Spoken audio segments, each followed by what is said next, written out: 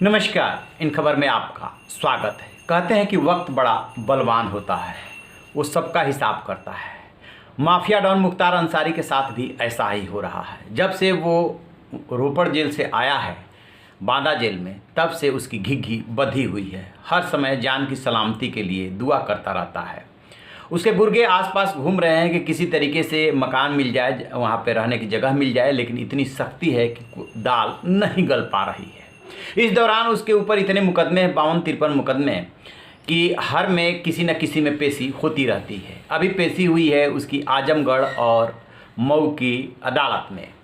आजमगढ़ का मसला ये है कि आजमगढ़ के तरवा थाना क्षेत्र में 2014 में एक मजदूर की गोली मार करके हत्या कर दी गई थी। एरा खुर्द गाँव का की घटना है और उसी मामले में पेशी हुई। उसमें जो है मुख्तार ने कहा कि मैं तो जेल में था, मुझे बाद में इसमें फंसाया गया, गैंगस्टर एक्ट लगाया गया, वगैरह वगैरह। खैर, हर आरोपी ये कहता है। ठीक इसी तरीके से मऊ का जो मसला है, वो लेटर हेड पे फर्जी पत्ते से 4 लोगों को असलहे देने का मसला है। उसमें उनकी पेशी हुई। अधिवक्ता उनके दारोगा सिंह है, उन्होंने इनकी पैरवकारी की। इसमें जो है 26 अप्रैल की डेट लग गई। लेकिन सबसे खास बात है कि जब भी पेशी हो रही है, वर्चुअली ये पेशी हो रही है, माफिया मुख्तार जो है रोता गिड़गिड़ाता हुआ नज़र आ रहा है। गिड़गिड़ाने के अंदाज में अदालत से कहता है कि जेल का मैनुअल है, उसके हिसाब से हमें सुविधाएं नहीं मिल रही है। पिछली पेशी में भी, जब मऊ में उसकी अदालत में पेशी हुई थी वर्चुअली, तब भी उसने यही मुद्दा उठाया था और अदालत ने कहा था कि देखिए, जेल में मैनुअल के मुताबिक इनको क्या क्या सुविधाएं दी जा सकती हैं, वो आप कीजिए।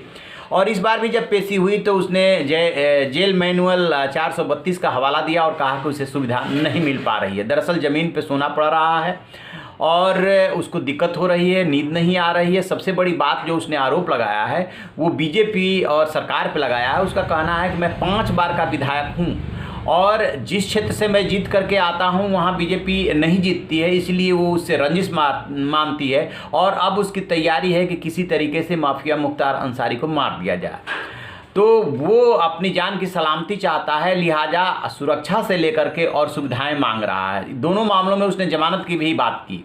जमानत की बात की तो अदालत ने ये कहा कि जमानत की अर्जी लगाइए, जो भी नियम कानून के मुताबिक होगा उस पर विचार किया जाएगा। लेकिन सबसे ज़्यादा मुख्तार अंसारी के वकील का इस बात पे जोर रहा कि मुख्तार अंसारी सुरक्षित नहीं है, एक बात। दूसरी बात कि उन्हें जानबूझ करके जेल में जो है सुविधाएं नहीं दी जा रही है। जिन सुविधाओं के वो हकदार हैं वो सुविधाएं मिलनी चाहिए, जैसे कि उनको फिजियोथेरेपिस्ट की सेवा चाहिए, और बीमारी है, आँख से दिखाई नहीं दे रहा है तो वो उसका इलाज चाहिए, और जो भी उनकी बीमारी है, तकिया चाहिए, हार्ड बेड चाहिए।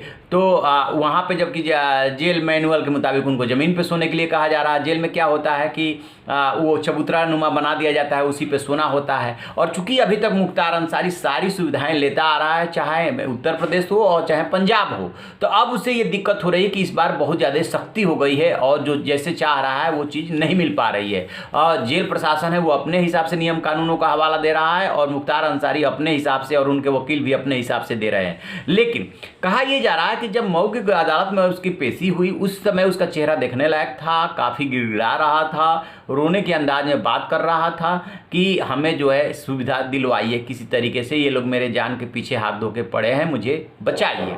अब देखते हैं कि जब 26 को फिर से पेशी होती है तो वो क्या स्टैंड लेता है और जेल प्रशासन कितनी बात अदालत की मान करके उसको सुविधाएं देता है। तो आप रहिए बेखबर, देखते रहिए इन खबर। इन खबर चैनल को सब्सक्राइब करें।